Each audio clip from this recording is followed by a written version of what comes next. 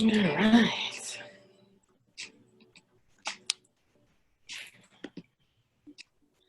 All right. So let's put this in a grid.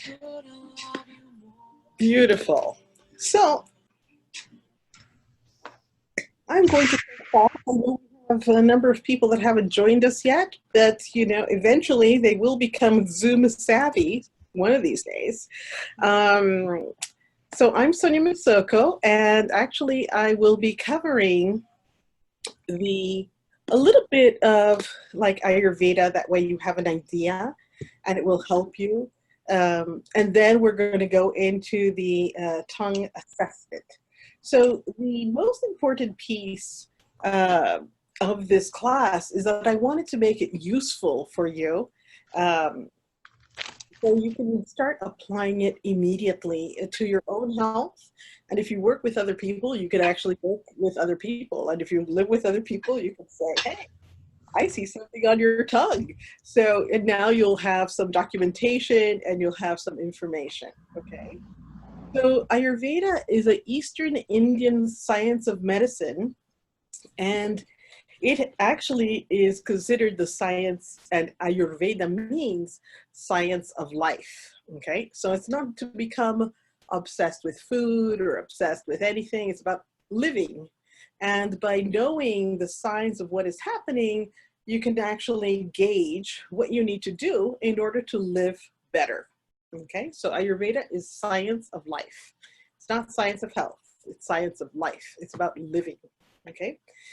So in Ayurveda, we have 5 elements. So very similar to Chinese medicine, there are elements also in Ayurveda, but the elements are different. We have ether, air, and then fire, water, earth. So ether is like the lightest, I would call it, because we could call it also space. And then air is the movement of that space. That movement, according to Ayurveda, creates friction and fire. And then from that, we have a materialization and condensation that produces water, and that actually mineralizes and produces earth. So those are the 5 elements: ether, air, fire, water, earth. And it goes from the most subtle to the most dense, all right? Because it goes from the most subtle to the most dense, Ayurveda says we can actually group them. And if we group them, it'll be even easier. So they grouped ether and air to be vata. So that together is vata.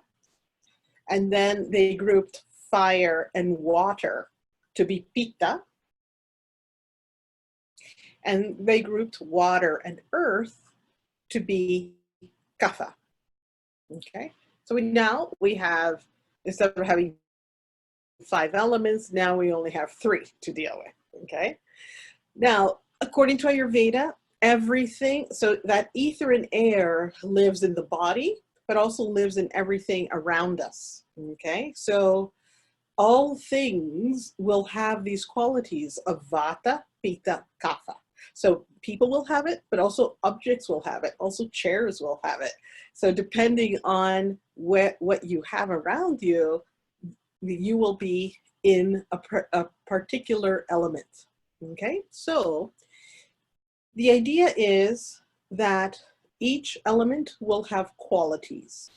So ether and air, by their nature, are light, they're subtle, it's mobile, it's very dry. You know, if you go out in the air for a long time, your skin gets dry. That's the nature of ether and air, being dry. And actually, if there's a lot of dry, you then actually even become rough. So it can be like from dry to rough. But there's like this clarity. It's like being in New Mexico. It's like you have like this, all this space, all this ether and air, but there's like this great clarity, and you can think clearly when you're outside. So that is the nature of vata. So the great thinking, great movement, clarity. But according to Ayurveda, there's this lightness and this mobility. So, you know, like the wind, you can change your mind. You can change what you're doing. There's like this concept of not being satisfied, standing still. So that's vata. Then we have pitta. And in pitta, that's the fire and the water. And in the physical manifestation, it's going to be the person's body temperature. It's going to be the digestive system. It's going to be the anger, the jealousy, the criticism, all of that. That's pitta. So sometimes we say, if somebody's angry, you know, hey, it's not, we know that the anger is not you, it's just your pitta is high. Okay, so somebody that's angry doesn't necessarily mean that that's them, it's just the pitta is high. And then kapha, and so pitta obviously is going to have that hot, sharp, penetrating type of quality. They're like piercing with their eyesight, piercing with the tongue. It's really sharp.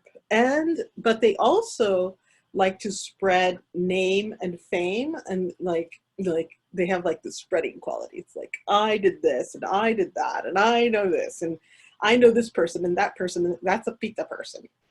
The vata person doesn't even remember people's names. The pitta person is name dropping all the time. And then we have kapha, which is basically earth and water. So by nature, this is heavy, dense, dull. It's kind of, we would call it like fat or kind of oily, just stable.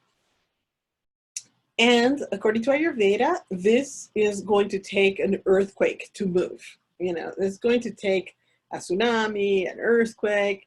It's going to take a lot. That normally the people that are kapha do not like to exercise, do not like to move, take a long time to do things. You know, it's not easy to change a job if you're a kapha person.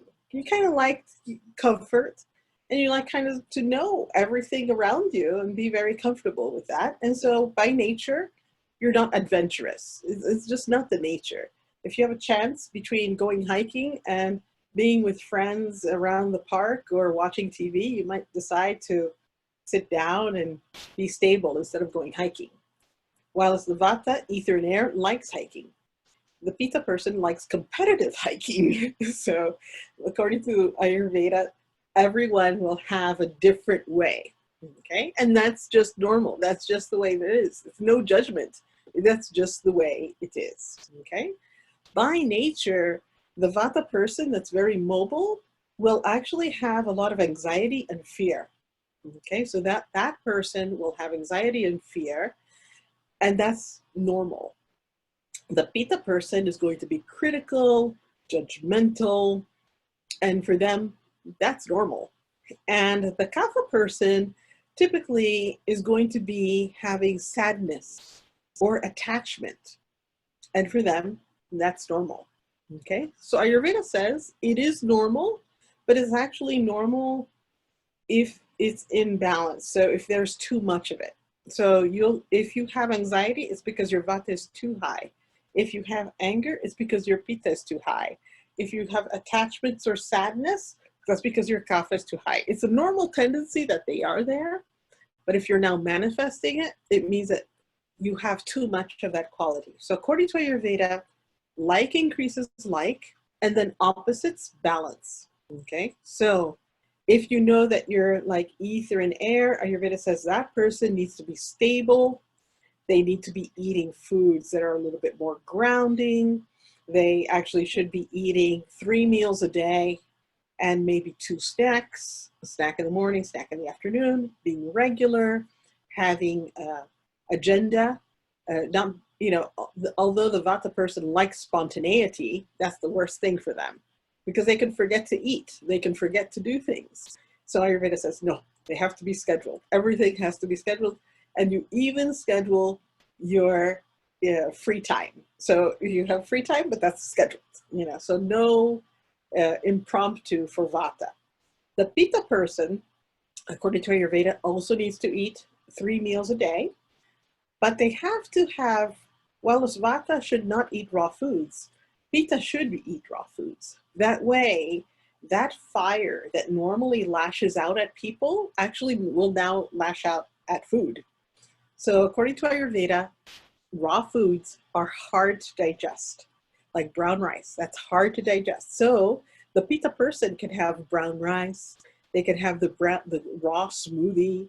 They can have the salad with everything in it, the Cobb salad that has the kitchen sink in it. They can eat that because they have so much fire that they could digest that.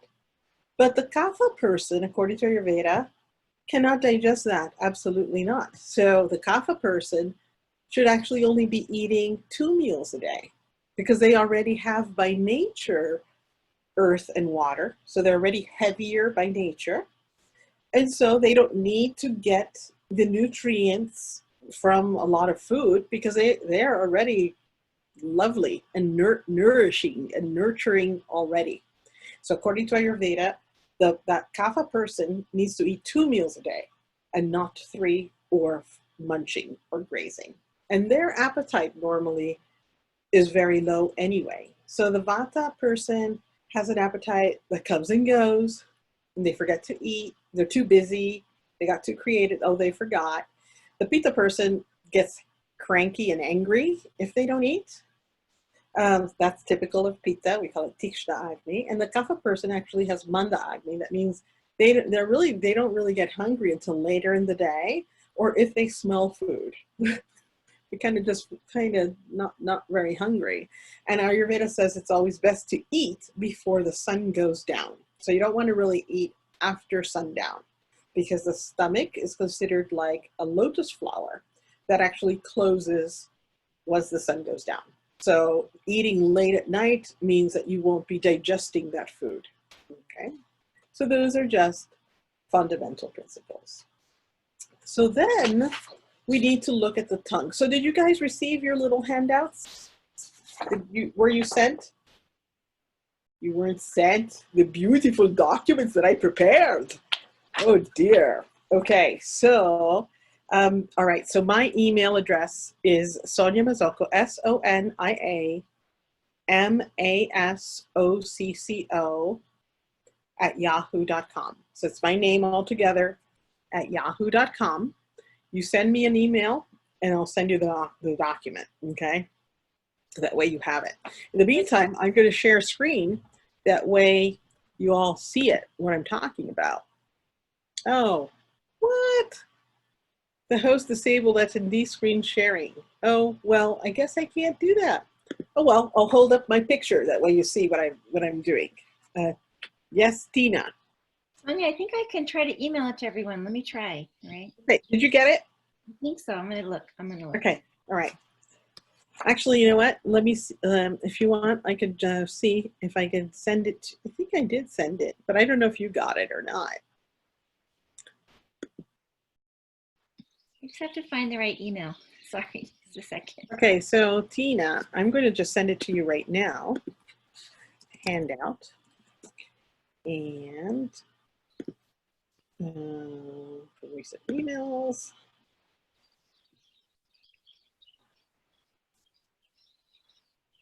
Here it is. All right. Okay, it's on its way. Great. All right, so you should have it very, very quickly. So how wonderful. I'm so happy that you're here, Tina. Yes. All right, so great. All right, so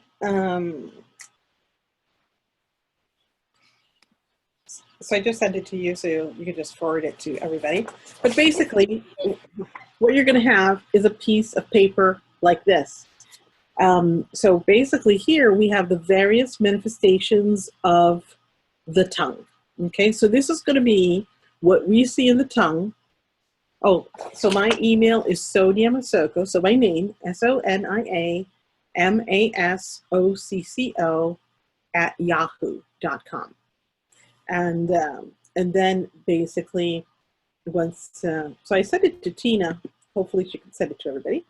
But if I get your emails, I'll just send it because it's right here. So no worries. I put your email in the chat. Oh, fantastic, thanks. All right, so what was I saying?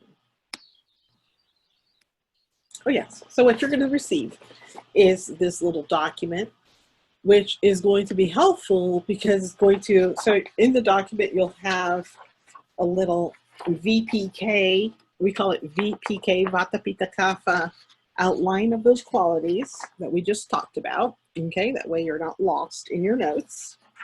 And then,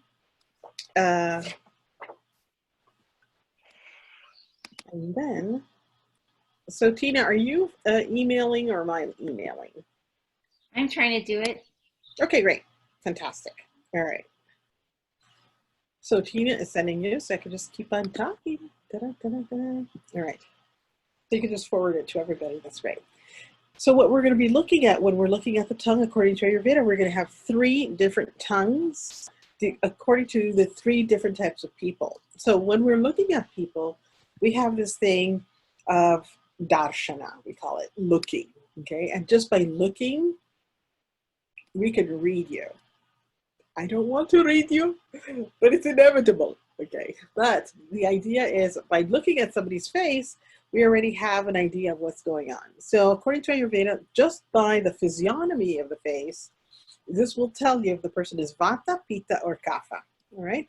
So if you look at my face is a little bit round, a little bit similar to like Jasmine. She has more of a rounded face. This is a Kapha type face. Okay.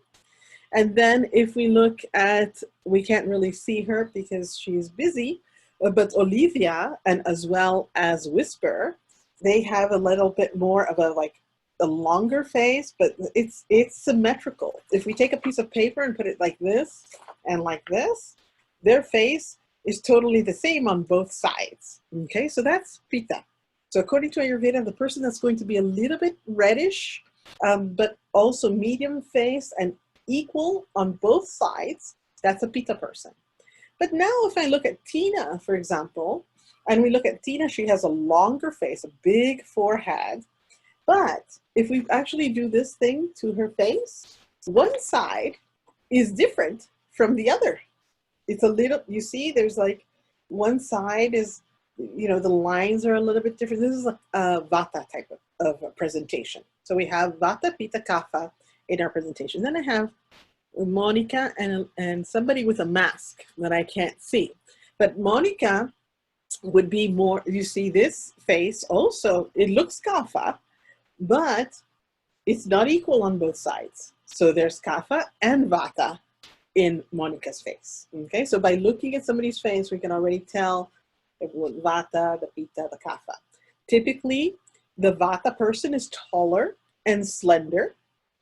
The Pitta person is going to be medium in build, normally very sharp. Easily, they'll dress very well or be very precise, groomed very nicely, good looking hair, good looking clothes.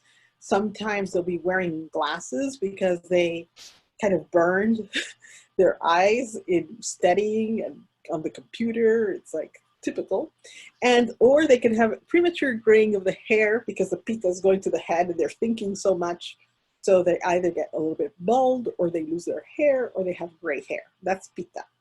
The Kapha person instead is normally a little bit shorter and a little bit rounder, and they say that we could actually gain weight by just looking at donuts. We don't even have to eat it, we just look at it and we gain a pound or 2. And it's impossible to lose weight. I mean, the Vata person can gain weight, lose weight, yay, they're always skinny. No matter how much they eat, they're always skinny. The Pitta person is going to be really looking at each calorie count and making sure that everything is perfect for their metabolism. That way they're functioning at the perfect way, you know, everything has to be perfect. The food intake has to be yielding a correct amount of energy in order to produce the correct result. And the Kapha person instead is a little lackadaisical when it comes to that, but they know that if they eat something, God, that pound is never going to leave, no matter how much they try, no matter how they exercise.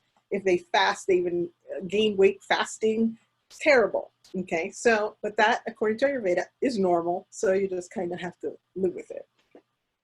So you can't have unrealistic expectations. Okay, so the thing we look at is also, so we just by looking, we have an idea of Vata, Pitta, Kapha, but then we look at the tongue. So in Ayurveda, the tongue is basically a map to the internal organs. So on the page 4, you'll have this thing here, which is basically what we can see on somebody's tongue, and we always hope that they don't have piercings, okay? So, because sometimes you say, oh, there's a problem with your heart, and it's not because they removed a piercing that was in the middle of their tongue or something. So just make sure before you start diagnosing people that they don't have piercings.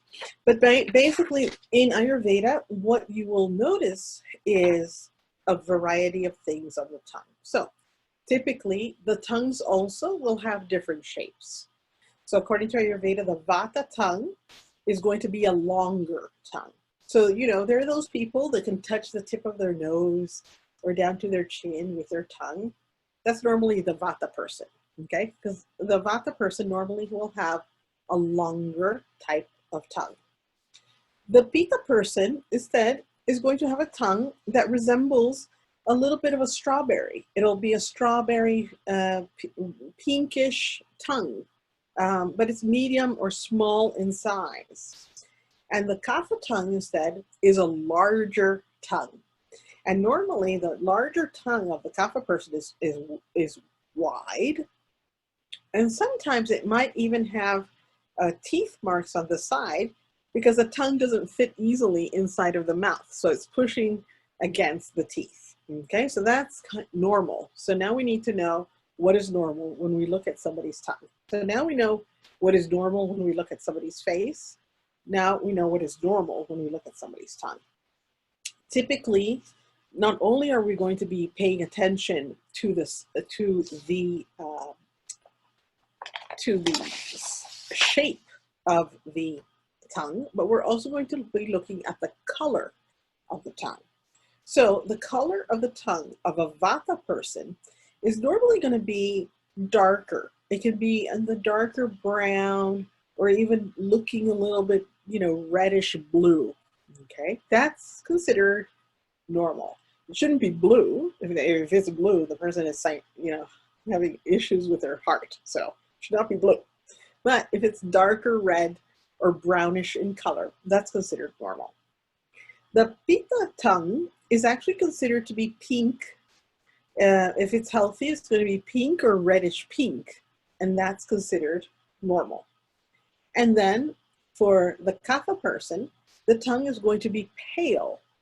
So it's going to be a pale or pale white color, and that's normal. But we have to distinguish if the color is a color or if it's a coating, okay?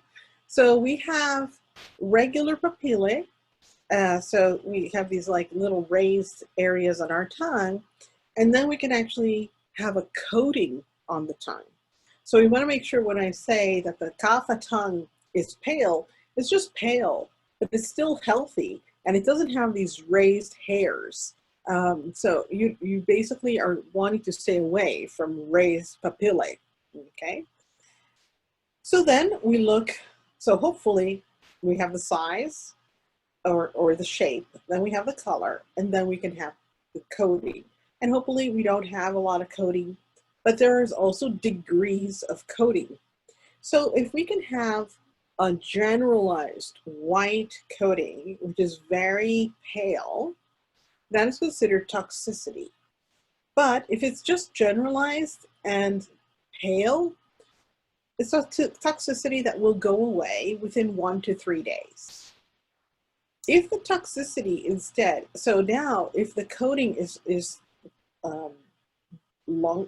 deeper, or if the papillae are longer and or they're yellow in color or brown in color, this is a deeper seated toxicity. So this deeper type of toxicity will take about 2 weeks to handle.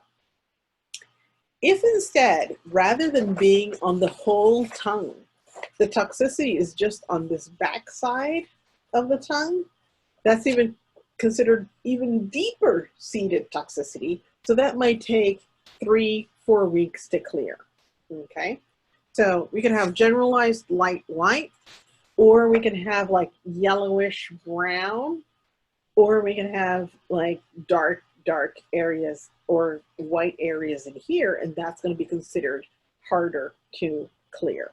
Okay, so yes, indeed.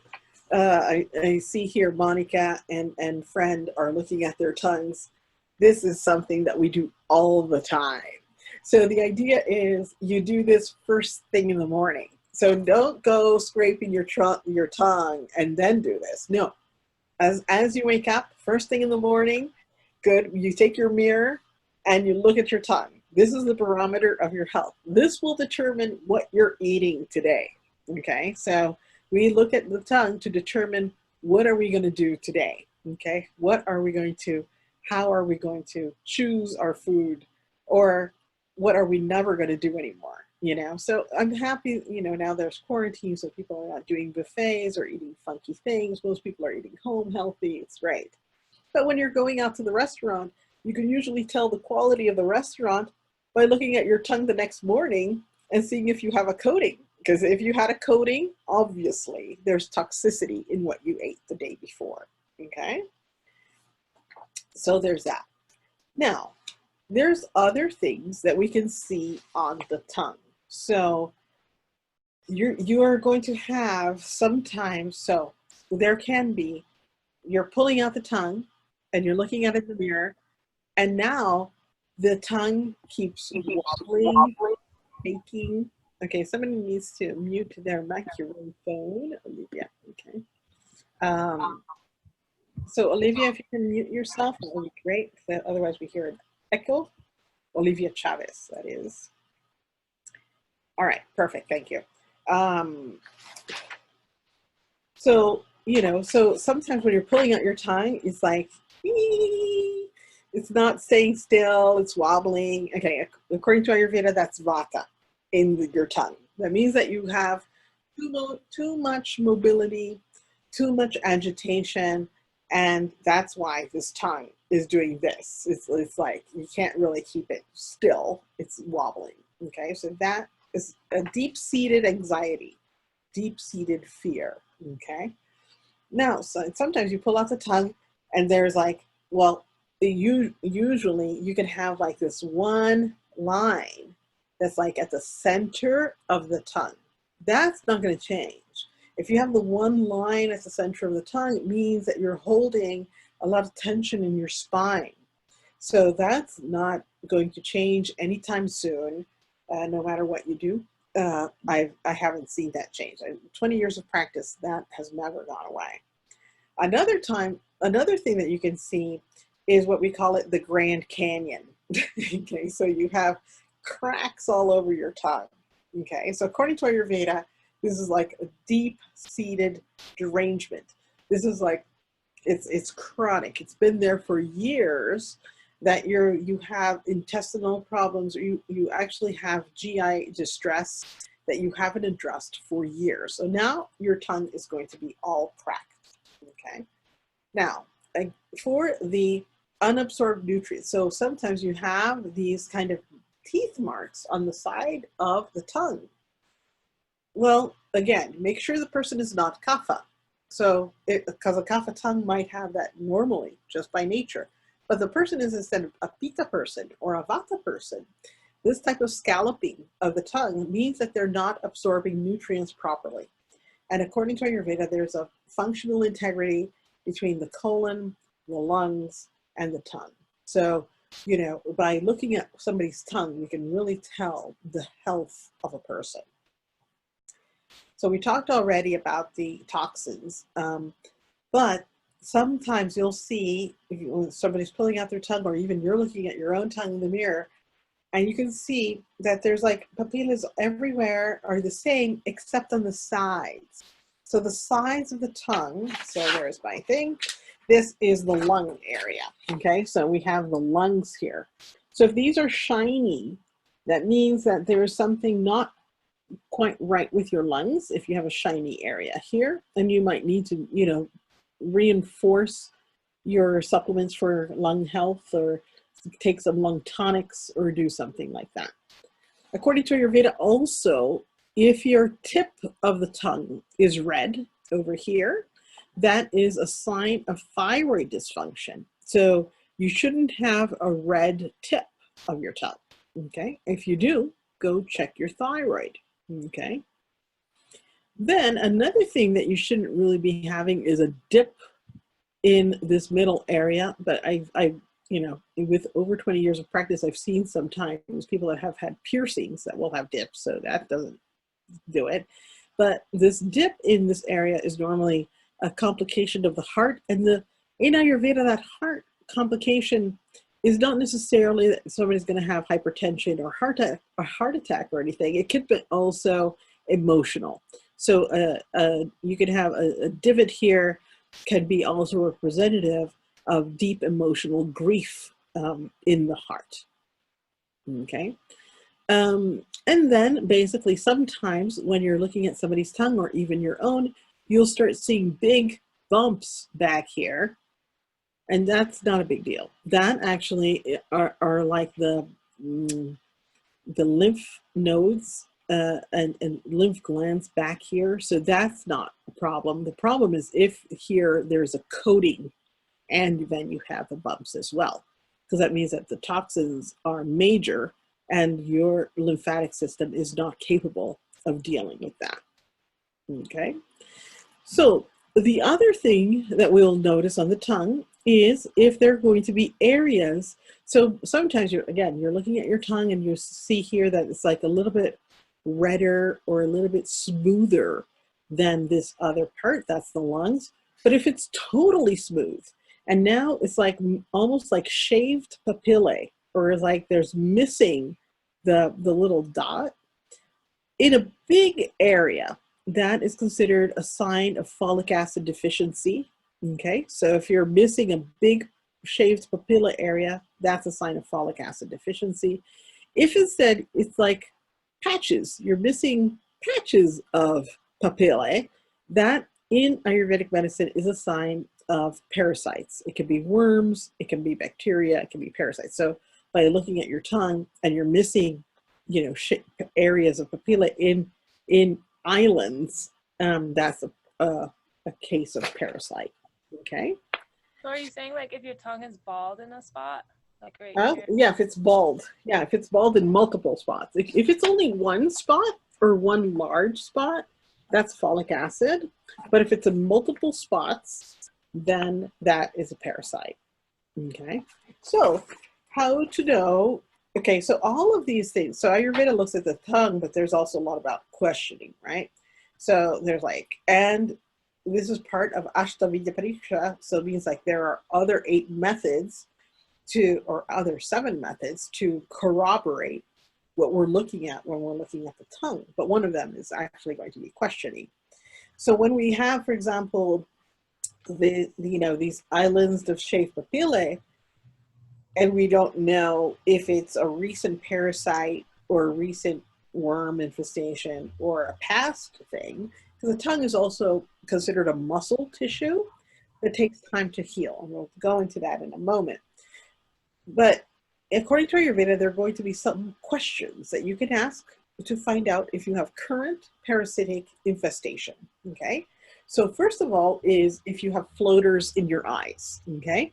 So if you're looking at a white wall and you start seeing stuff flying around, that's floaters in the eyes. Ayurveda does not like that. That means that there is toxicity, okay? And basically you're not clearing it. And so it's in what we call the vitreous humor. And now that's what's affecting your eyesight because you start seeing these swigglies while you're looking at a white wall.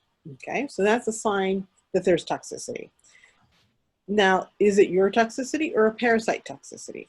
So you would know that you have a parasite or a worm if you have itching of the nose and itching of the anus, or if you have sexual dreams,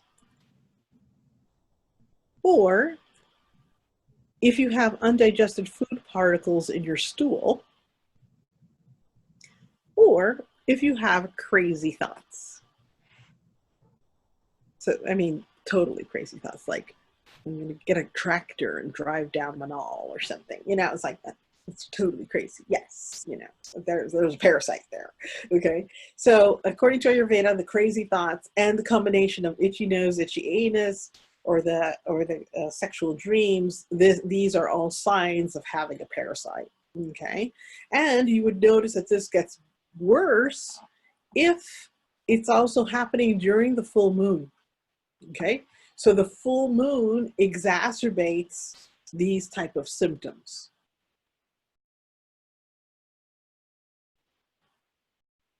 And typically when you have parasites, the Ayurvedic protocols will require 3 months for clearing. Okay, so it's not like, you know, you could just do 2 weeks of detox and you're good. No, according to Ayurveda, you have to wait at least 3 months for it to be totally cleared out of your system. Okay, so according to Ayurveda, there are 7 tissues. Okay, so we start with lymph. That's considered the first tissue. So it's lymph and plasma. And then there is red blood cells. Then there's muscle. And then there is fat. And then there is bone. And then there is nerve tissue. And then there's reproductive male and female. Okay, so these are the 7. Rasa, Rakta, Mamsa, Meda, Asti, Maja, Shukrarta. According to Ayurveda, all tissues get nourished in layers. But so there's like different ways. One is irrigation, other one is direct transformation, and the other one is spontaneous. So basically, yeah, every tissue, when we eat food, knows what to grab from what we're drinking or what we're eating. But on the other hand, Ayurveda says, no, there's also this irrigation that is, first it's lymph plasma, then it's blood, and then it's mamsa, bone, muscle, and then it's fat. So, and for each one, it takes 3, 5, 7 days to get better. Okay, so it takes 3, 5, 7. So 3, you'll start noticing already. 5, things are better. 7, things are way better. Okay, so let's say if you have something in your lymph, if you drink, you know, tulsi tea, ginger tea for 3 days in a row, you're going to be feeling fantastic. Are you ready to say, don't drop it at 3 days just because you feel fantastic? Keep it on for 5 days or 7 days, because then it has really time to heal that tissue. And so it becomes that time plus the next one, plus the next one, plus the next one. So whenever we have something going on, we determine at what level tissue it is for how long you should be taking something. Okay, so let's go back to the coated tongue. Okay, so according to Ayurveda, you have a light coating on the tongue. Not a big deal. Normally it'll go away within 1 day, 3 days, 5 days. Okay, but now if the coating on the tongue is deep, or like you could feel it, or you could see it yellow, well, this is going to take maybe 2 weeks because now it's deeper. Or it might even take 3 weeks because it's so deep. Okay, so although you might feel good within a week of doing things, it's still not healed. Okay, so we have to go for a second week. Okay, so in Ayurveda, it's not important just to eliminate the symptomatology. You have to heal the terrain. Okay, and we have these 7 tissues, and it takes at least 7 days for each tissue to get well. Okay, so let's say that we have something in our nerves, or let's say, so we have like this nervous derangement that makes our tongue quiver when we're looking at it in the mirror. It's like keeps on moving. Ayurveda says, well, this is a nerve thing. That's a 6th tissue. It takes at least 7 days per tissue, but we're at the 6th level. That means 6 times 7, 42 days for us to really get to the root of that. Okay, it's very true that if we take, you know, some skullcap tea for a week, we might not be manifesting that crazy tongue thing. However, to really get down deep, we have to do it at least for that amount of time, okay? So in Ayurveda, we like to remove what we call ka baigunya, the defective space. Because according to our system, if you don't get rid of the defective space, whenever something comes, it's going to go right back there, okay? So it's like you didn't heal your lungs and every year you get bronchitis. Or you didn't, or you didn't heal your GI tract and every time you now have this food, you get diarrhea just like that. So it's like you didn't heal the terrain. You might have gotten rid of the symptom, but you didn't heal the terrain. So we have to take into account the level of tissue and the time it takes to heal to truly consider ourselves healthy. All right, so now you're going to become obsessed. Okay, so that's why you have you're going to make super extra copies of this little guy, and everybody you see, you're going to start writing down. This is what I see on your tongue. This is what I see on your tongue. And the more tongues you see, the better it is. Okay, so this is kind of a Pitta Kapha type tongue, right? But obviously, I wanted to do it earlier, but basically what we usually have in my intake sheets, I have just a tongue just like that. I just draw a tongue like that, and then we start putting all the markings on that tongue and what we see. And again, we're looking at the shape, we're looking at the color, we're looking at the coating, and hopefully there's not excess moisture. So, you're pulling out your tongue, you don't want to have a lot of saliva coming, or somebody's showing you a tongue and there's like a lot of saliva. According to Ayurveda, there's an imbalance there. It's like, the person should not be having like copious saliva in their mouth. Okay, that's a kapha disorder. All right, so and then it's always true that when somebody, can you show me your tongue? Some people are just like really not very much showing their tongue. You really want to show the tongue, okay? And so when you're looking at your tongue, this is going to be a normal thing you're going to do. And in Ayurveda, we look at everything. We look at the tongue, we're looking at the stool every day, we're looking at the color of the urine, because basically these are signs of something, so by looking at it, it's a barometer of your health, okay? So, this is basically what we have for the tongue. However, now I thought I would add, and that's why I have this extra piece of information, which is basically the reasons why we have toxicity, okay? So according to Ayurveda, the tongue is our barometer of health, but you'll notice that, you're going to be looking at your tongue every morning, and hopefully it's clear. There's no white, there's no yellow, there's no brown, there's no weird things happening, and fantastic. But then you're going to get your tongue scraper, because Ayurveda is very big on tongue scrapers, okay? So first thing in the morning, you're supposed to go look at your tongue, and then you get your tongue scraper. And so you're scraping your tongue, and you're scraping your tongue, and you're like, it looks good, but now it's like, ew, this is like white, yellow, whatever. Okay, don't worry. According to Ayurveda, scraping the tongue is a good thing because it actually stimulates the digestive tract to eliminate toxins. So by you scraping the tongue, you're going to start immediately helping the body eliminate toxins. So that's a good thing. But on the other hand, how do we get toxins? So this is a bigger piece. So I have to give you a little bit of insight in the philosophy of Ayurveda. So in the philosophy of Ayurveda, we kind of inherit characteristics from the mother, and we inherit characteristics from the father, but there are things that are determined by the self. So basically, there are things that are determined by karma. So karma is cause and effect, and of what we've done in the past, but also things that are determined by the self. So our happiness and unhappiness the luster of the eyes, the tone of your voice, what you choose to study, that is determined by yourself. So your happiness and unhappiness is not determined by your mother or your father, but determined by yourself, okay?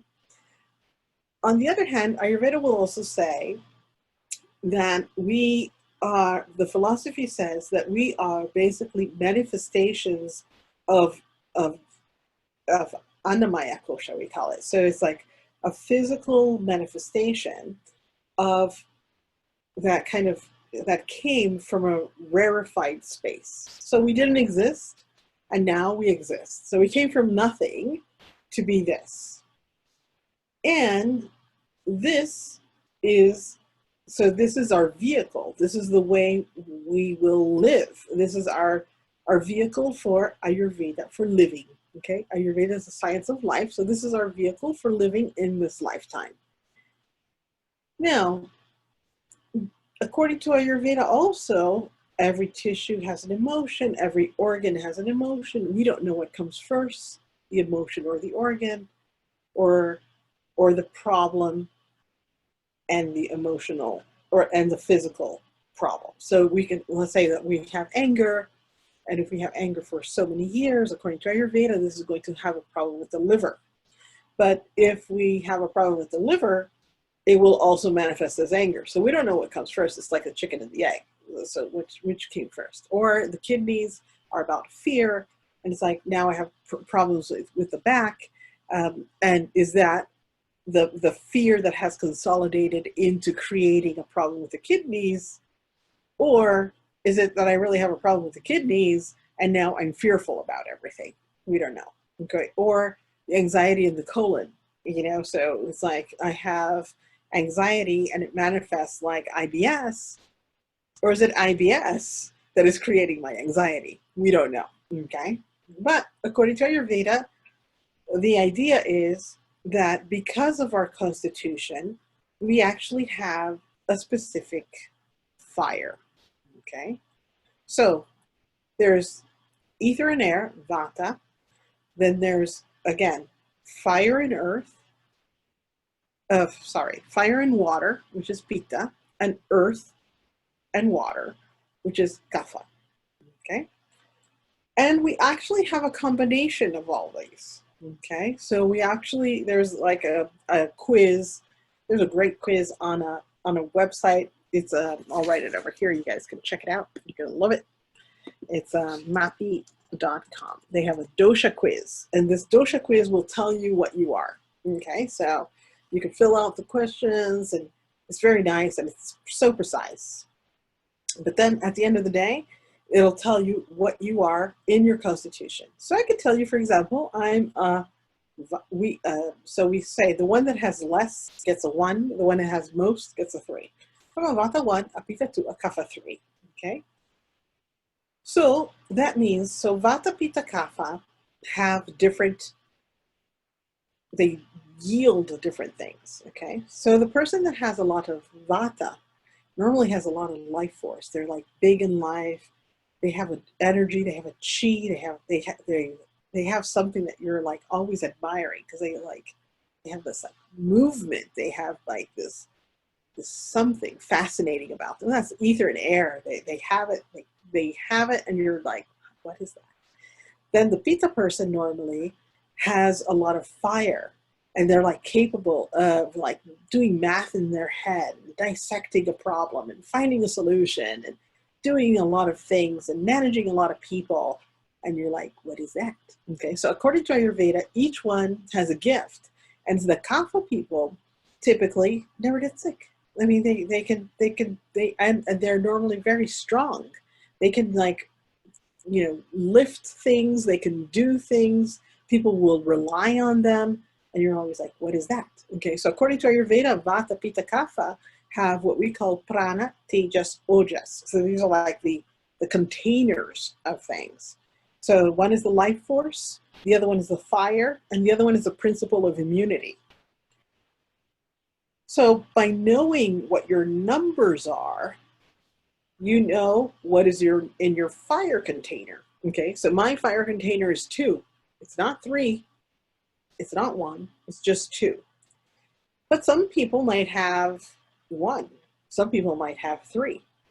So do the test and you'll find out what's in that container, because that will tell you how much life exuberance force you have, how much immunity you have, and then you have to kind of work on what you have less of.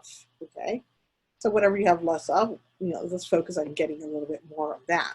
Okay, so and typically, so I'm atypical because I've been doing Ayurveda for 20 years. Okay, but so my kapha, I try to minimize that as much as possible because it's not helpful for delivering content, for teaching people, because it's like kapha normally is monotone. It is not very vivid in presentation. They're normally kind of stable and clear, but just like a little boring sometimes. So you might have a presenter that you fall asleep on, and that's a kapha presenter. Then you have the presenter that goes all over the place. That's a vata presenter, because they are going from one topic to the other topic and they lost track. That's vata. And then you have the pitta person that's really focused and have his PowerPoint and just like is drilling you. And that's pitta presenter. Okay, that's a lot of fire. Okay, so we have vata, pitta, kapha presenters. But according to Ayurveda, you figure out what your numbers are, and then you know what your fire is. On the basis of that fire, it will tell you what you can afford to do. So I have a fire at 2, which means that I can digest things, but not too much. If my fire would have been at 3, I can take care of more things. Okay. My immunity is at 3. That's great. That means I can be outside in a t-shirt and I'm not going to catch a cold. Okay. Or if it's cold or if it's hot, I could be, it doesn't matter. I'm not going to get easily ill because my immunity factor, my ojas, is 3. However, if your vata is 3 and your kapha is 1, you can easily get sick, or you can, so it depends on where you are, what you can do.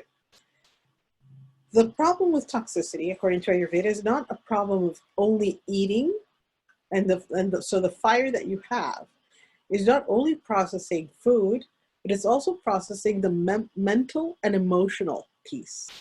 Okay, and so sometimes the toxicities that we have are not because of the food that we ate. We might be eating just nice, rice and beans or something, but you're still toxic. And it might be because you're watching the telenovela or your life is a telenovela, So, so the toxicity can be because of things that are surrounding you, your work environment, your family environment, your friend environment, all of that. So, but the thing is, you're given that same fire. So that same fire is supposed to be digesting and food and emotions and thoughts and the spiritual realm. It's supposed to be digesting everything. So you need to choose what you're going to digest. Okay. So, for example, whenever I teach, I never eat before I teach because that would slow me down considerably. I cannot afford to eat before I teach because the digestive process would go to the food that I ate instead of digesting information for you to understand. So for me to be clear, to have that clarity of thought and clarity of presentation, I cannot afford to eat before I give a class. I cannot afford to deal with a friend that is going through a divorce. I don't have that bandwidth to be able to help them without something giving way for me. So if I do, I have to make sure I have the specific time for that. So I cannot be called upon on a dime to do different things because my nature does not have that much fire that I can digest and this and this and this and this and that, and everything's going to be fine. I cannot afford to do that. So in Ayurveda, when we're looking at toxicity and the toxicity of the tongue, we have to decide or decipher, is this a toxicity that is a food-related toxicity, or is it a mental, emotional related toxicity? And so if it's a food toxicity, that's easy, you know. Typically ginger tea, eating a mono diet, you know, avoiding sauces, avoiding, you know, sodas or beer or things that are going to be cold or heavy, you know, like lasagnas or pot pies or things like that, you know, or soups that have a cream base. You know, if we eliminate those, and we had toxicity, we eliminate those, we're, you know, we're going to be great. And if we increase our ginger, or if we have like more apple juice, or, you know, drink hot water during the day, these are going to be great things in order to get rid of toxicity. But if but on the other side, if our toxicity is because we have issues with multiple people, or you know, issues with, you know, daughter-in-law, mother-in-law, in-laws, colleagues, or emotional, you know, upheaval, relationships going sour, you know, evictions. And so now the toxicity is because you don't know how to manage that. Ayurveda would say, you can drink all the ginger tea you want. That's not going to remove the toxicity. What you need to do is actually candle gazing or a fire. Okay, so we have the process of krataka, which is basically a candle gazing process, where we're putting a candle arm's length away. And this is not a flickering flame. It's not like, we don't have the window open, we don't have the air conditioning going or the fan going. This is like a still flame. And we're actually sitting in the gaze of that flame, and we're letting it clear and give clarity to the mental, emotional toxicity. Okay. So by being in that flame, we are actually giving to the flame whatever we cannot process. And now that flame is giving light back. Because in Ayurveda, like increases like. So the fire of that flame is actually giving you fire back. That way you can process more things. So then this becomes a thing that we do either in the morning, you know, first thing in the morning, or we can do it also at night. We don't do it generally, we do not do it during the day. This is something you do in the morning or at night. And when you're doing it, you're at first looking at the flame, and then you're closing your eyes, but you're normally doing it anywhere from 5 to 10 minutes. You're not there for an hour in front of the candle. You're just there for like 5 to 10 minutes, 15 minutes. But this actually helps give you more clarity. Now, the idea is, and also so you do that, but what it will happen, and we call it sankalpa, is that we have to have the intention of lightening the load. So when we have the intention, so we call it, I'll write it in here, sankalpa. So we have this intention of lightening what is happening, and you're actually putting something out in the ocean of consciousness. And by putting things out in the ocean of consciousness, things will start manifesting in a very clear way. And things are going to start falling off that don't need to be there. And you kind of wonder, you know, how magical is this? It is, because there's no explanation why this is working, but it does work, and it's been working for 3,000 years. So you can try it as well, you know. But this thing of candle gazing is important. So according to Ayurveda, the negative energies of anger, you know, rage, resentment, pessimistic outlook, or having envy, all of those negative emotions give rise to toxicity. So the idea is to if you have it, to start thinking about harnessing that energy and changing it to the positive. That way it doesn't turn into toxicity. And according to Ayurveda, like the anger resides in the liver and then the resentment resides in the gallbladder. You don't necessarily need to have that if we can harness that energy and use it for the positive, okay? So eventually we're going to have to start to shift how we use the energies that we generate, so you realize, you might be going in one direction and then you observe it, you become the observer of where your emotions are going. And then you say, hey, if I have that much emotion that can go into anger, or that much emotion that can go into pessimism, I can actually take that and throw it over here to something that is positive. So, and something that I can use, okay? So we really want to kind of learn how to shift. And this is not easy. It's not fast process, but it takes a little bit more awareness. So we start observing the self as from an external point of view. So the idea in Ayurveda is never to take yourself too seriously. You're not necessarily what your mind thinks it is, because you are beyond your mind. And the mind, according to Ayurveda, is a monkey that you need to tame. Okay, because the mind can go over here and then it's interested about this, and so you need to tame that monkey and just let it be, but not be do not identify with it, because you are beyond that. And you would know that you're beyond that because you know who you were when you were a child. So you can identify who you were when you were a child. And then you can also realize that the problems that you had 2 years ago or 3 years ago, no matter how intense they were at the time, don't have any relevance right now.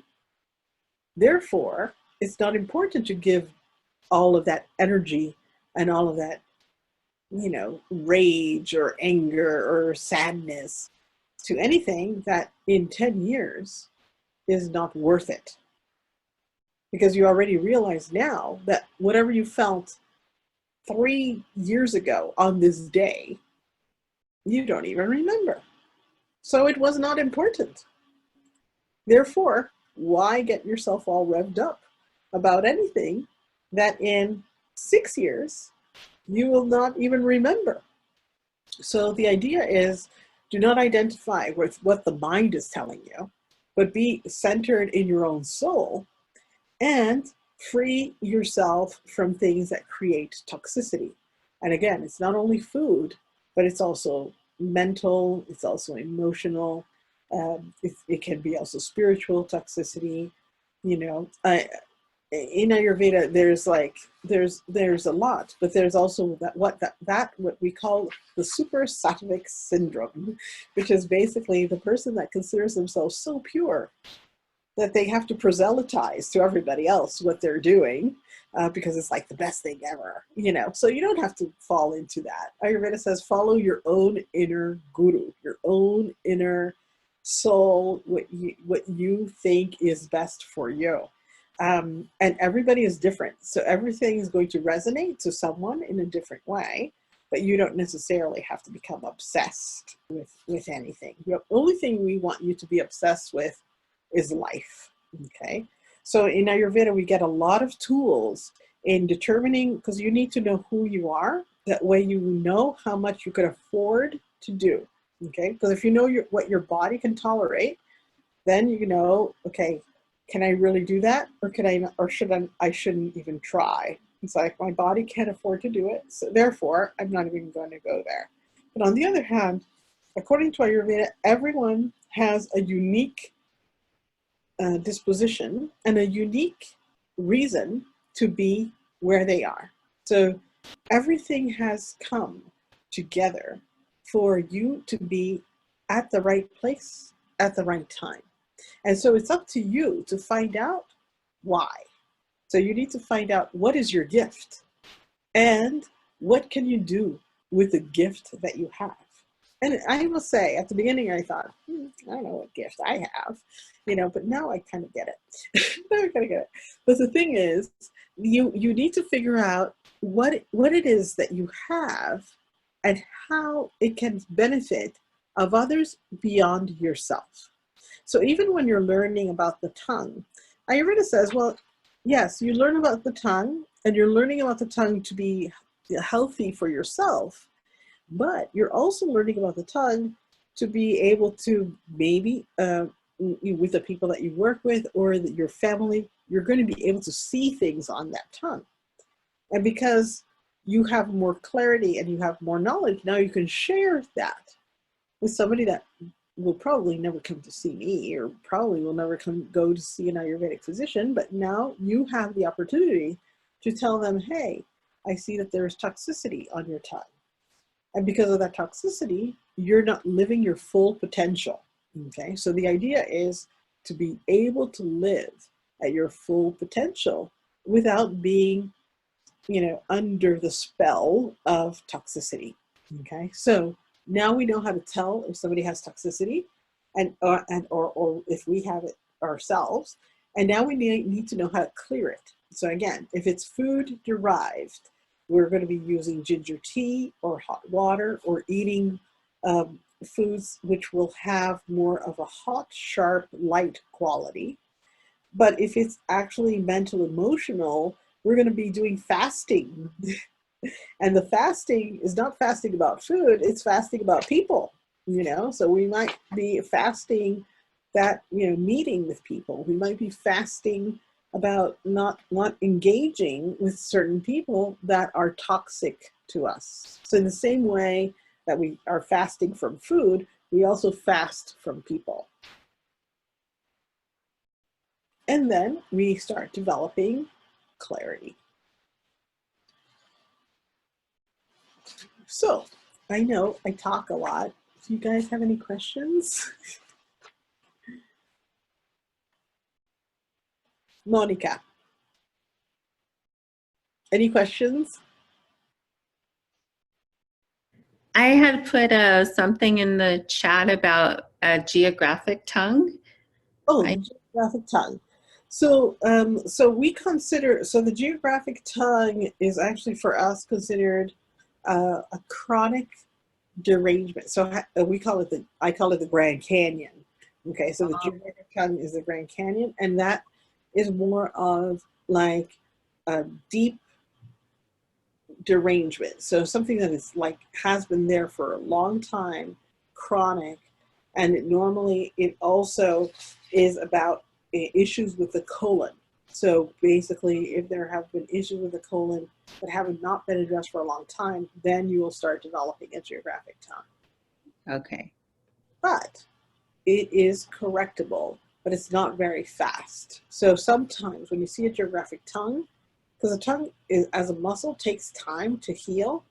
So normally, sometimes what you're seeing on the tongue is not what is present day, especially when it comes to the grooves or the markings. When it comes to the coating, yes, that is a present day thing. But in terms of like divots or markings on the tongue, that can be a longer standing problem. Okay. Okay. Thank you. You're welcome. I have a question. Yes. This is Alice. You talked about floaters. How do you address floaters? Okay, so floaters in the eye, according to Ayurveda, is that toxicity in the vitreous humor. So typically we, according to Ayurveda, that is going to be, it's a little bit longer to take care of, but in any case, you need to take care of clearing the colon and making sure that we have regular bowel movements, okay? And so we have what are called the 5 F's, all right? Everybody has to write this down. So 5 F's is very important because it's about fluid, fats, fire, fiber, and food. Okay. So if you, and these are going, without the proper balance of the 5 F's, you're going to get into constipation and toxicity. So the person must be drinking enough fluid. So according to Ayurveda, we had these 3 constitutions, Vata, Pitta, Kapha. The Vata person needs to drink more than the Kapha person. So ether and air obviously needs to drink more. The person that is more on the round side, short and chubby, not as much. But everybody should be drinking either 1 liter, 1.5 liters to 2 liters. Okay, so that's the measurement. Okay. Fats, there has to be enough lubrication.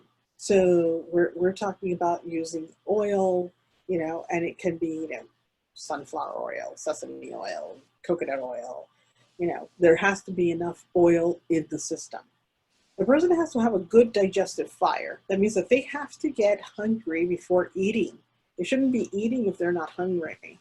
So but on the other hand, we want regularity. So we say we have to force ourselves to eat, but by having ginger before a meal, either pickled ginger or salt and lemon or salt and lime, or having a little drink, an aperitif or something. Now you kindle, or even bitters, you kindle the digestive fire. So now you're going to be able to digest food and absorb things better. Okay. There has to be a good amount of fiber, that is vegetable fiber, fruit fiber. So the person should be having fresh foods or kind of cooked foods, but vegetables in the diet. And there has to be a good amount of food. That way we can have output. So input and output have to be balanced. So on one hand, the digestion has to be good. On the other hand, Ayurveda also likes to do eye washes. So they're big in eye washes. So the worst one is cilantro juice. And I was like, not good. You could use fennel tea. Okay. Good. So you could actually do a fennel tea eye wash. They actually even do fresh ginger juice. I find that's a little too intense. But otherwise, there's like what we call triphala eye wash. So they make a tea out of triphala, very similar making a fennel tea thing, and using that for an eye wash, or just a regular saline solution eye wash. Okay.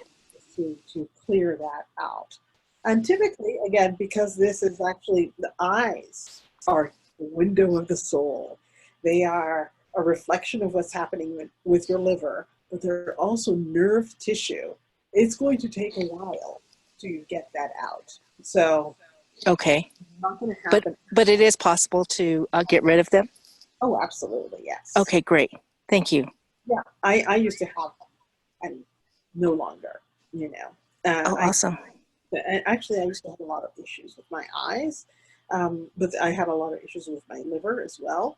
And then I remember at the time, back in the day, I used to work for the Ayurvedic Institute, and I was their little showgirl. And I went to one of the conferences, and I was wearing glasses at the time. And this person comes to me, is like, "Do you believe in Ayurveda?" And I was like, "Yeah." It's like, "Well, then why are you wearing glasses?" So I'm like, that's a very good question.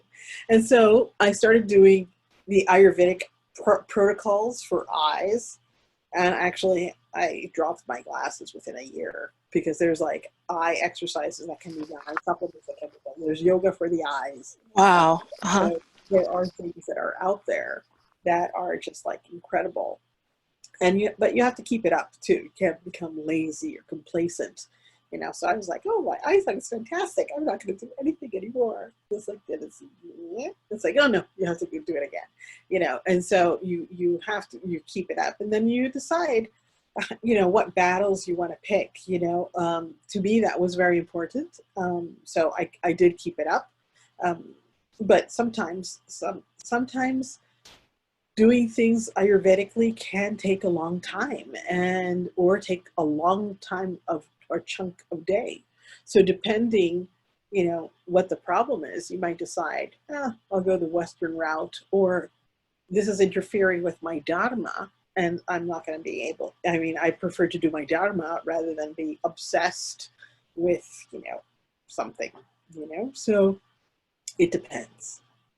So in Ayurveda, it's important to figure out what your dharma is. So So the objective of kind of health or well-being or living is to be able to do something in this manifestation in your lifetime. Okay, so you have to figure it out.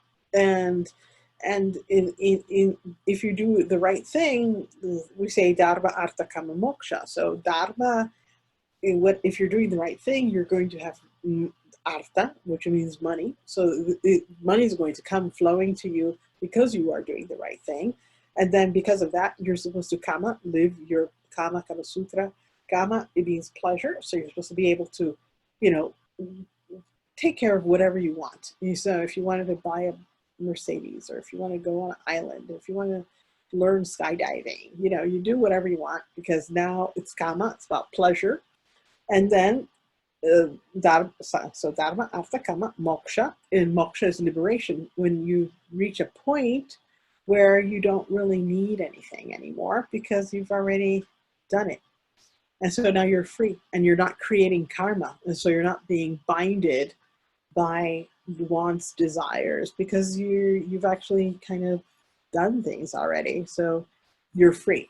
And now whatever you do is because of your choice, not because you have to. And so that's, according to Ayurveda, the biggest piece. But, you know, there's another piece. So Ayurveda is very close to yoga, as well as very close to another thing that we have, which is Jyotisha, which is the Vedic astrology. So basically, bye Alice, if you leave. So Jyotisha is Vedic astrology, and according to Vedic astrology, by just reading your chart and looking at your chart, a Vedic astrologer can tell you already what is your dharma, or what is your plan for this life. This is a little bit different from the Western astrology. Instead of having 12 signs, there are 36. And then there are different houses and different things. So they can actually look at the chart and figure out what would be the best path for you. And typically, this is done for children. So, you know, if you would live in an Indian family in India, they would actually, at the moment of birth, they would actually get a chart for you. That way, your child, you know what's happening with your child, and then you wouldn't have unrealistic expectations of what their life is supposed to be, because the chart said, you know, this person is going to be an engineer, this person is going to be a poet, this person is going, they're, you know, you already know more or less where they're going to go, so you're not going to force them to do something that's not in alignment with their chart. But I find not having had that at birth, having it as an adult was very helpful to kind of decipher what and weed out what is not good for you, and what is good for you. And so I find that the sister science of Jyotisha, I'll write it down here, is quite interesting to look at.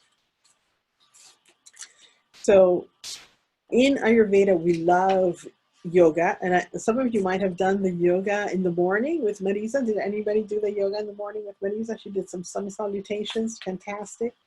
You know, so in Ayurveda, it's important to be able to have your body be kind of fluid. That way, things don't get stuck. We don't like things getting stuck in the body. So if you do it by doing breath work, or if you do it by visualization, or you do it by doing yoga, we don't care. As long as you don't get things stuck in the body. And that way you have the capacity of doing what you want without being stuck by things in your body. So we love yoga, but we also like the fact of anything that doesn't allow you to get stuck. So just keep that in mind. All right. Was there any other question? Yes. Whisper. Originally back when, because I was taking all kinds of notes, even though I know. I know. I saw you writing desperately. That's how I remember stuff. But you were saying for the coating, there's the heavy white coating, the lighter white coating, and then you said something about a yellow. Yes. So there's like, so we have a light white coating, and there's a heavier white coating, then there's a yellow brown coating.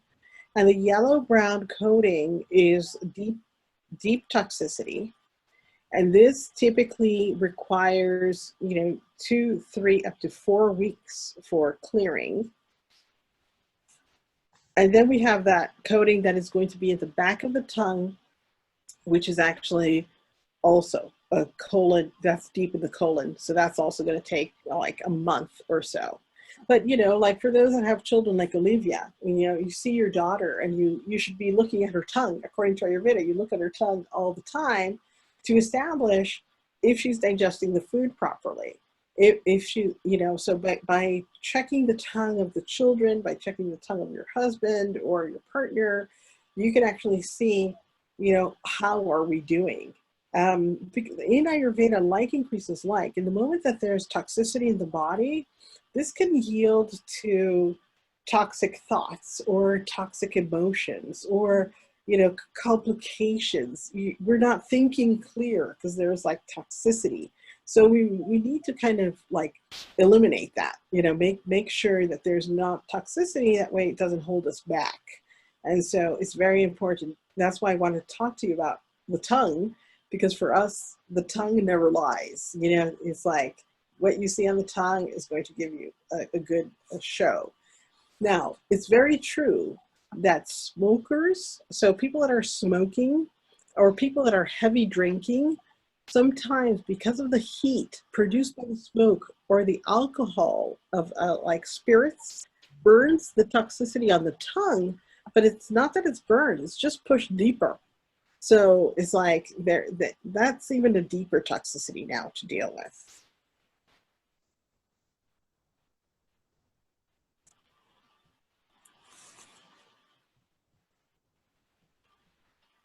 Can I ask another question? Sure. What about somebody that increasingly finds that they are like losing their memory, and then they're like hearing people are talking at them, but they can't comprehend? Okay. So according to Ayurveda, so there are different things that can happen there. So on one hand, Ayurveda will say, well, there's too much vata. And so there's like, and we call it vata pushing pitta burning ojas. Okay. So this is like a prescription for autoimmune disorder. So we have to be very careful for that. So basically when there's a lot of movement or a lot of agitation or a lot of change, that is actually bringing about heat in the body or burning sensations or inflammations. And this, according to Ayurveda, this can burn that buffer of nerve and also the mental, we call it karpaka kapha. And so there's like kind of a lessening of the memory, and there's not a kind of an efficient recollection or an efficient way of the fire. So according to Ayurveda, vata is the one that collects the information, pitta is the one that transforms it, and kapha is the one that holds it, right? So let's say you're looking at something or you're listening to me, this is vata that's picking it up. The pitta that you have is digesting it and processing it, but it's being put away or stored in kapha. And so for you to be able to take it out or somebody's name out, it has to go to that kapha reservoir, and the pitta is supposed to process it for you to be able to talk it, to speak it, right? So we have that vata, pitta, kapha going back and forth. In the moment that we're doing too many things, that vata, that ether and air, is blowing on that fire, and that's burning the reservoir. And that is for us a sign of autoimmune disorder, or at least be careful about an autoimmune disorder. But that can also happen if a person has been doing drugs or psychedelic drugs or synthetic drugs or has been just on prescription drugs. So that can also happen there, because in that drug trigger factor, there is acetylcholine that is being taken away, and this neurotransmitter is necessary for brain function. So we like to use the herb bacopa. So you might have heard of bacopa. It's an Ayurvedic herb, but now it's like every health food store sells it. but it's a very good herb to restore the acetylcholine. Normally, it starts working within 21 days. Better than Gotu-Kola. Gotu-Kola takes 35 days to start working, but Bacopa starts working at 21 days. Actually, within 3 days of taking it, you could already tell a difference. And it kind of restores that mental nerve function. But we say that lack happened because there was too much vata. Can it be caused by trauma as well, like long-term chronic trauma? Oh, absolutely. Yes, absolutely. Because according to Ayurveda, the ether and air and the vata constitution feels more pain and trauma than the person that actually had kapha constitution, because that's earth and water, and it takes a lot for that constitution to actually have a problem. But both vata and pitta constitutions suffer from more pain than kapha does by nature. And so long-term trauma starts eroding that nerve tissue, which is actually, Ayurveda considers that nerve tissue a product of kapha. So again, that fire, that trauma, and that fire is burning that tissue, which is kind of like a protective tissue. But trauma definitely can cause that. But again, Ayurveda likes using the Bacopa, we call it Brahmi, because it gives again the Shakti, or it gives again the life force. It's kind of, it brings about health and life force and regenerates. So that would be a good herb to use for that. How do you spell that? B-R-A, oh, sorry. Oh, okay, so Brahmi equals Bacopa. But there's also Brahmi, which is centella. So there are two, but you would want the first one. Okay. So the Brahmi centella is used instead for the trauma that occurred to the kapha person. So for vata and pitta, we would use Bacopa. But for the kapha person or kapha pitta, we actually prefer to use centella because it's lighter, it has more intelligence, but it has like this airy thing that obviously the person that has vata and kapha, the vata and pitta do not need. Bacopa is more sturdy, more together as a herb. Thank you. You're welcome. I am so happy that you're picking my brain. Olivia, you don't have any questions? I can't believe it. I do, but Whisper kind of asked it about like generational trauma. Can you see that on the tongue? And No, so we don't see generational trauma on the tongue. Normally, that we really don't see. I mean, we could, I can see it typically on like in the auric field, but that's not an Ayurvedic thing. But in Ayurveda, basically, everything that you get, according to Ayurveda, is a result of karma, right? And also is a gift from which you will have to learn in order not to pass it on. Okay, so you're inheriting a generational trauma because you chose to. According to Ayurveda, you chose your parents. So you chose this kind of life and you chose this thing. That way you can learn or become bigger than that. So in Ayurveda, you kind of start learning how to work with the cards that you're given and how to make the best out of the, and how to release things. So there's, we have two ways. We have, like, we call it scientific therapy. And scientific therapy is like the ahar vihar, so the lifestyle and the food. And then we have spiritual therapy. And in spiritual therapy, we look at 5 sense therapies. So using music, color, aromas, but we also have mantra, yantra, mudra. So we have all of these other things that are part of spiritual therapy, because not everything can be dealt with just diet and lifestyle. Sometimes you need to go to this other realm and start doing some ceremony or chanting something or doing something in order to get rid of something. Or it might be a matter of putting a specific oil in a specific point of the body, because we have marma points of the body. So it's like, it depends what is happening, what approach we will be taking. But obviously in the tongue, this is very basic. This is not a Kundalini class. Next time, we'll be going very in depth. So, all right. So now I'm just curious, Whisper. So Whisper is your real name? Whisper is not my legal name, no. Oh, okay. It's like such a nice name. I love it. So, do you work? Do you have a practice? I'm kind of a guerrilla medicine girl. Uh-huh. I was I was raised by matriarchs that do wild medicines, and then I'm part of a crew of women that we just kind of fill in the gaps where people don't feel that the medical system is culturally safe enough for them to access care, and we do our best to help. And we're constantly learning ourselves, and then professionally, so that's on the down low, kind of doing medic stuff, and then professional life, I work at our urban native charter school, and I do land-based healing and learning school-wide, so pushing our school to localize, indigenize, and decolonize a bit more deeply each day.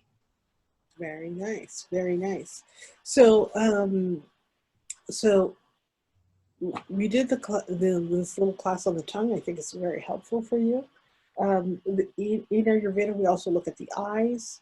We also look at the nails.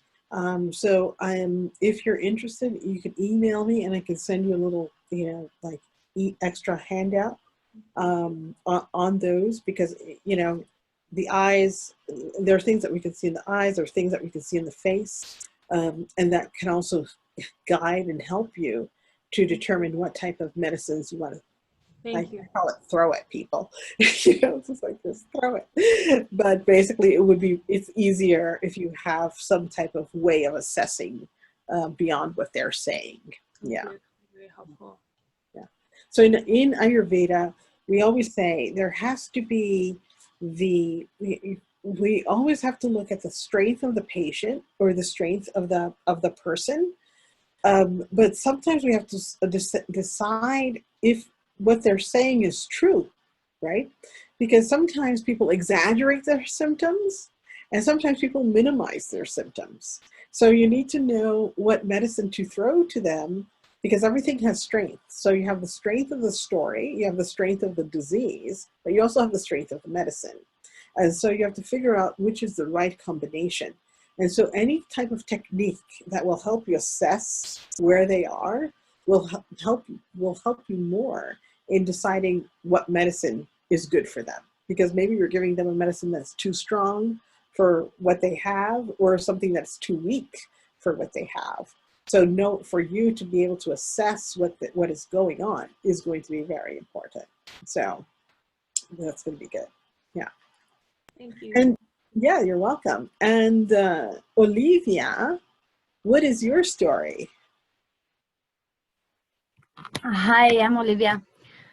Right now I'm just a stay-at-home mom. I have 2 little boys, and that's just my whole life, is just trying to take the best care I can of them, and all my family, mostly my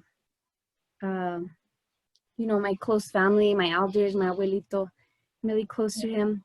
So I would like to pass along this medicine, these teachings that you're sharing. Good. And yeah, I used to be real connected with the community before I had babies, but when they get older, we'll go back in. There's this really wonderful practitioner. She's up in Denver. She's just like you, actually. She actually had 2 kids, and then now the 2 kids are like 14 and whatever. So she decided, okay, I'm going to learn this well. And now she's a wonderful practitioner up in Denver. And she's just started just like you. She's like, I would like to do this, but I have my children. It's like, but it's very important. My sister, I don't have children, but my sister also decided to put her life on hold for her children. And now these girls are 26 years old, but they're wonderful. And they're so different because she took the time to be a full-time mom. And so I think it's very important. What you do is beautiful. So it's great. Thank you for being here. Yeah. And so Monica, what is your story? Hello, this is my friend Christina too. Uh-huh. We're here hanging out, but I worked with the Institute for 8 years and spent the last couple in India with Dr. Ladd. Oh, okay. So And you know this already. I know a lot of it, but I'm so excited to. Yeah, it's good always to hear it again. You hear it from a different person in a different way. It's always new. Yeah. Totally, but I do body work. I'm a massage therapist, Mm-hmm. um, and I do energy work, and I do organizing. I help organize this event and another one called Medicine for the People by the People. Oh, yes. Uh-huh. Great. Fantastic. So that's what I do. Um, okay. And then, so another thing, Tina, I believe I can see that this class is being recorded, right? So if anybody missed it, hopefully somewhere they can listen to the recording or at least get the handout if they want it. So, you know, typically it's being recorded, so we should be fine. But Tina, what is your story? Oh, hi. My name is Tina, and I've been working with Monica to organize Medicine for the People for a long time. And I'm a mom and a book designer. I'm not a healer, but I really was so interested in the content tonight, and so I learned so much. Took a bunch of notes. Just for my own, you know, me and my family. Yeah, exactly. It's actually, I have to tell you, at this point in my life, it was actually quite telling, and it really gives me a lot to think about. But you know what? I mean, I was speaking earlier with Peggy. She's one of my practitioners she's in Texas, in San Antonio. She just finished she's 72 years old, and she just finished her training in Ayurveda. And it's just like, she's like, I wish I would have started a long time ago. It's like, it doesn't matter. Because it's like, in my opinion, it's like, we can't judge what happened in the past. We can only live in the now and trust that we go somewhere in the future, right? But you know, like in this day and age, most women are going to live until they're 90. Okay? Yeah. So, you know, you have 10 years, 20 years to go. You know, it's like you might as well make something out of it. Yeah. And do it well, you know, so it doesn't really matter, you know, when we start. The important thing is to get started.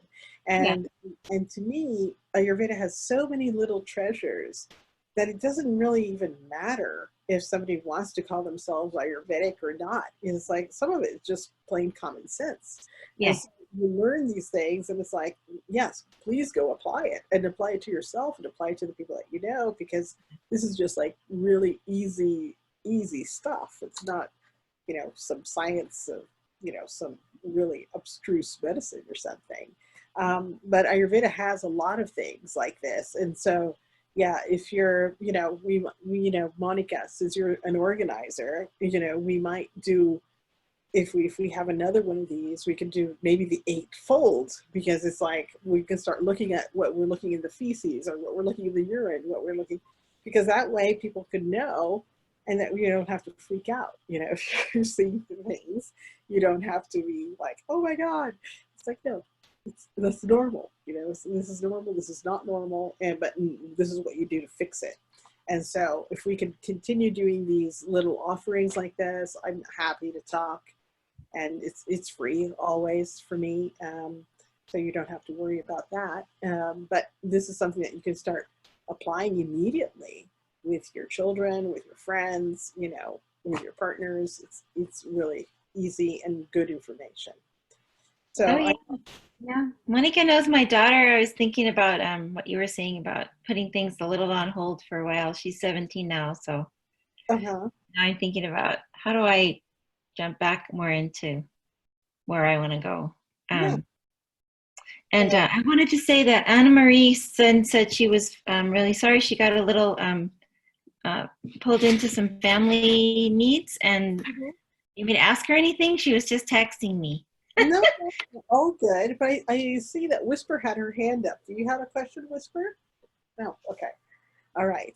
And then, so yes. So to me, there's a lot more to discuss on these things. There's more to be learned, but you can immediately start applying. You know, if you start seeing your kids, Olivia, they have a coating on the tongue. You know, maybe easier on the foods. According to Ayurveda, if there's coating, that coating has a quality of cold, cloudy, and dense. So no cold foods, nothing that's cloudy, or like no milk, or anything that's looking cloudy, and nothing that's super dense. If instead the tongue is literally bright red, that means that there's too much pitta, there's too much fire, and the person's just not eating enough. And so the person needs to be eating more of the raw foods, or more of those dense foods, or even cold foods. That way that tongue is not as red. Okay. But yeah, start using it. This is the most important piece, is just like start applying it, start living it. Because the thing is, sometimes it's like, if we would only know. Now you know. It's like there's no going back. It's like you look at your tongue in the mirror, now you know what you're looking at. So yeah, so there. Okay, well, I know, yes. One more question. So Yes. a lot of our people back home, they have, is it true that if someone has, like, we call them like Blondie noses, where it's like a bubble nose, is that liver damage? Is that truly a sign of liver damage? And then the darkness that happens like under here and on the cheeks and right here, is that actually a sign of too much sugar in the system? Is that accurate reading of the body? Well, according to Ayurveda, things are a little bit different. So let's, actually, I don't know if I have a pic. I do have a picture. I could email you.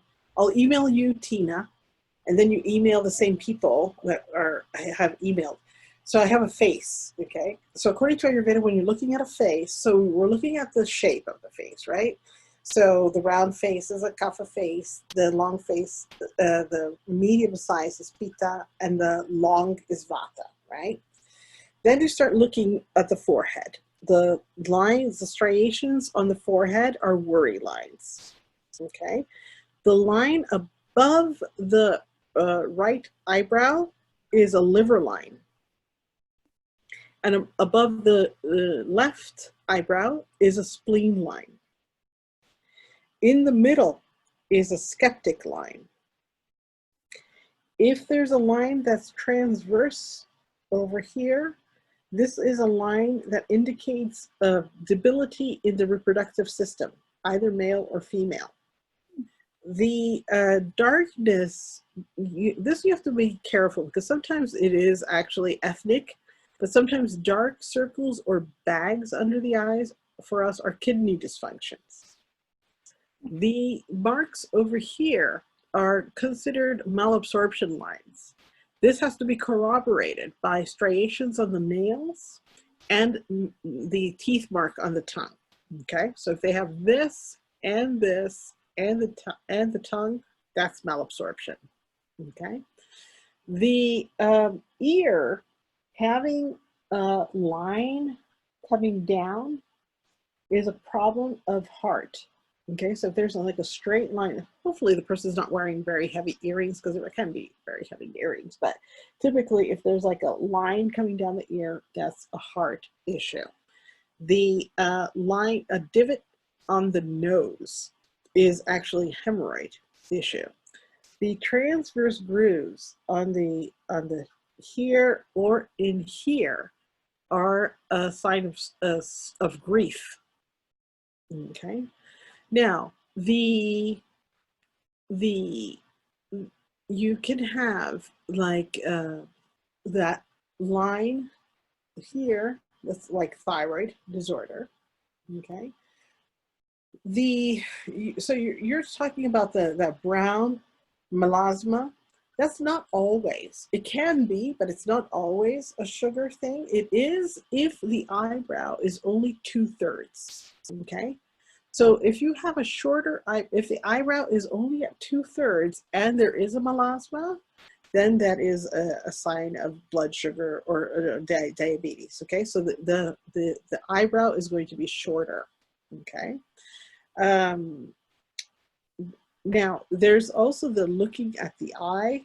So I'm going to send you that sheet about looking at the eye, because some of these things that you're saying can be actually looked at by looking at the eye.